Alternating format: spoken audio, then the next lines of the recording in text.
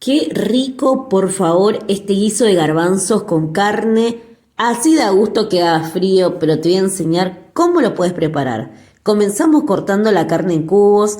Me gusta marinar todo, que tenga sabor, por eso le sumé pimentón, ajo en polvo, sal y pimienta. Y un secretito para que te quede doradita, tierna y aparte un poquito más espesa la preparación es pasar los cubos de carne por harina. Le quitas lo que es el excedente de harina y con eso te aseguras los aplausos de tu familia. Sellamos hasta que quede dorado, agregamos salchicha parrillera previamente hervida para que te quede más liviano y cuando va tomando forma sumamos los vegetales, los condimentos.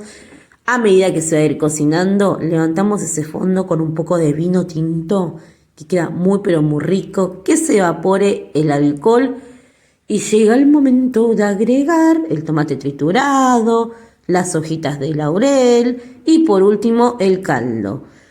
En este caso le puedes poner, cuando ya va tomando forma, un poquito de papas en cubos, zapallo, batata. Dejamos que se cocine por 5 minutitos y luego sumamos al protagonista estos garbanzos remojados que son todo lo que está bien.